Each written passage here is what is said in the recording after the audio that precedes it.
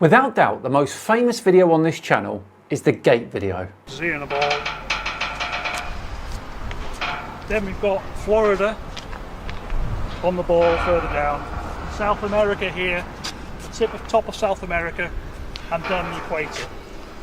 They're all rotational planes around the ball. That's right, we still don't know what he was trying to achieve with that gate all these years later. What most of you probably don't know though, is that he now has a new channel called Kryptonite Physics. Make of that what you will. And today he's going to tell us that planets, stars and light years are all nonsense.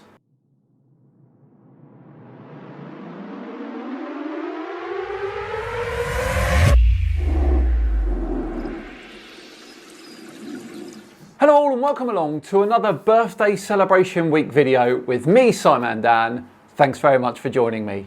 Before we begin today's video, a quick word from me to say thank you to Raid Shadow Legends for their continued support on this channel. Now, Raid Shadow Legends has an endless supply of content. And what I love about Raid is all the campaigns, following a story as you progress through the game. And I love summoning new champions from the tavern from shards that I've earned. Let's go ahead and open some shards now. Here we go. Okay, let's go straight in for the sacred shards.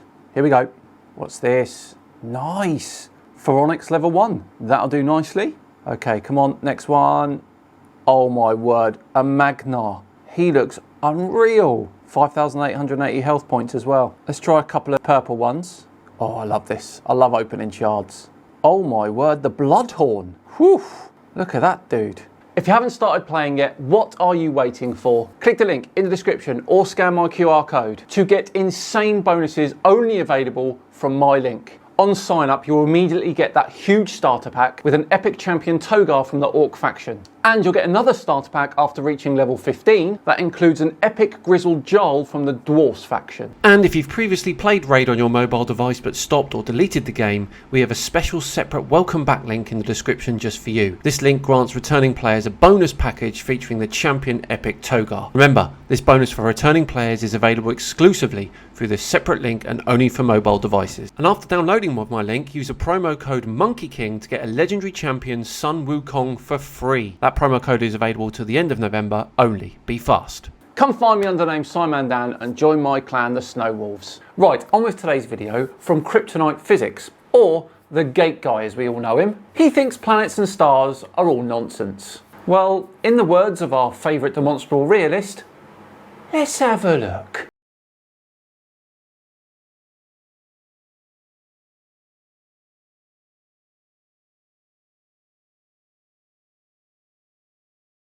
Sometimes, the simplest observations can lead to the most profound questions in science. Well, that's not his voice. Must be using an AI friend. The planets and stars, those twinkling lights above, are not vast distances away as mainstream science claims.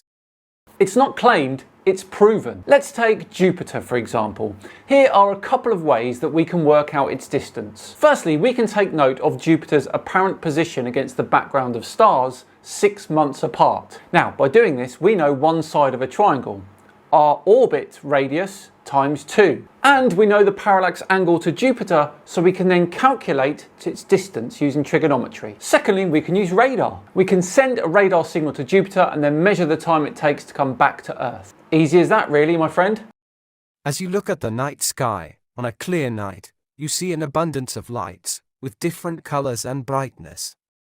Yes, the colour of a star indicates its temperature and as such its spectral type. And of course, different stars have different brightnesses. The inverse square law of light, along with the limitations of the human eye, control all we can see. We can see Mars' reddish-orange color with the naked eye. However, human eyes need at least 0.01 lux of light to perceive color. This simple fact challenges our conventional understanding of Mars' distance and size. If Mars is far away as commonly believed, it will not provide enough light for us to see its color. Yet we do.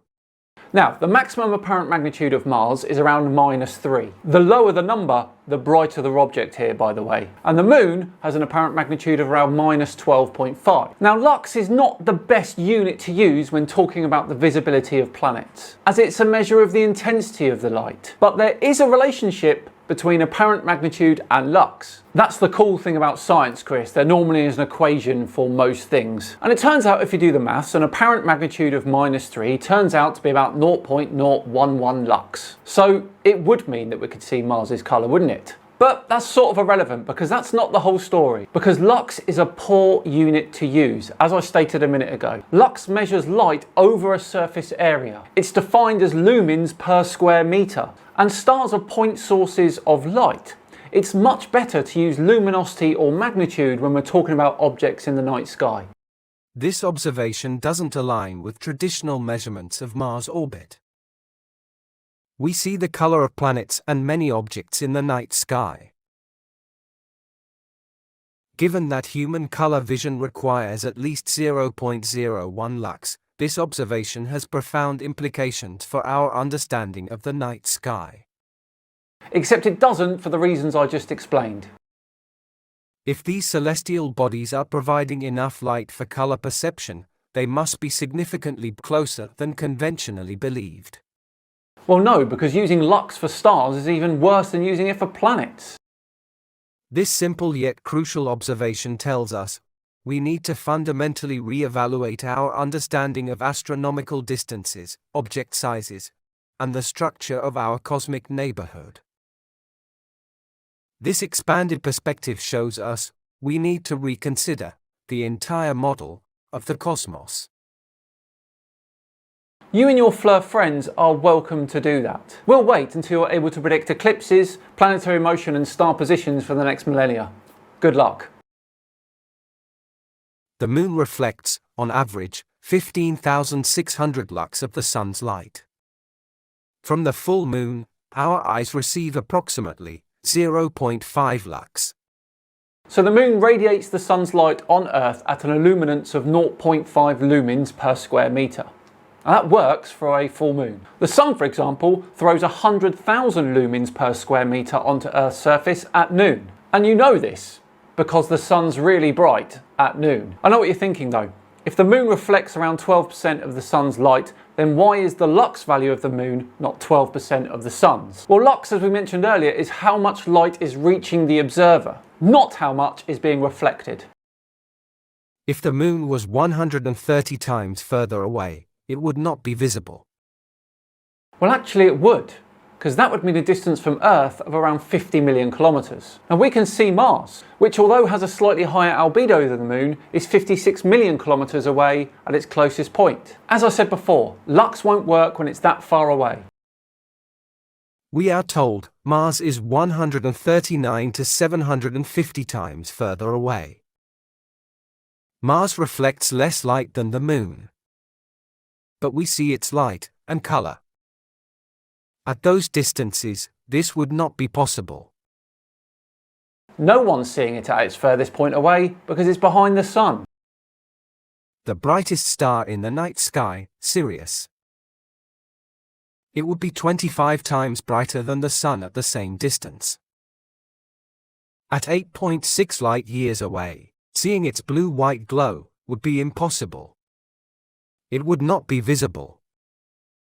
Again, lux does not work for stars. Also, why did you put absolute magnitude down there? Absolute magnitude is the brightness of stars at a standard distance of 10 parsecs. That means it takes distance out of the equation. Apparent magnitude is the brightness of stars as seen from Earth. The absolute magnitude of the Sun is around 4, which means it's not as intrinsically bright as Sirius. But it's right next door to us compared to Sirius.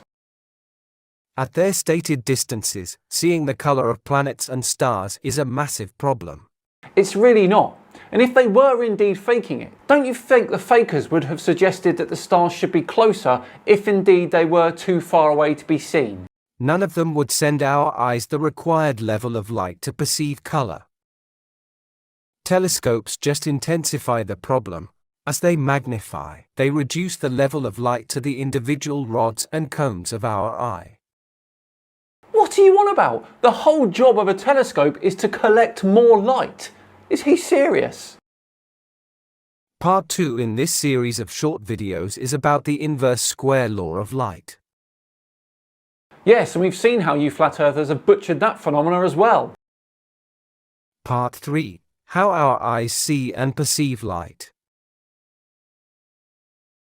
Part 4, the impossibility of seeing planets at their stated distances. Part 5, impossible stars. Then Part 6, telescopes and light. How a telescope makes objects less bright as they magnify. Well then, I'm going to have to put all those on the list, aren't I? Honestly, I've never seen such misunderstanding from a flurf before, ever. Not to this level anyway. I mean, I thought the gate video was bad, but you have outdone yourself here, my friend. Well, there we go. What do we think of Kryptonite Physics video there? Let me know in the comments below. As I say, we're all done and dusted for another Flat Earth video. Thanks so much for watching. It is, as always, truly appreciated. If you enjoyed this video, please do consider subscribing to the channel if you haven't done so already, and hitting the thumbs up button too would be much appreciated. We've still got more to come this week. As I said, there's one video a day this week, so you've got to look forward to that. I've been Simon Dan. Have yourselves a great day, and I'll see you tomorrow for the next video. See you then.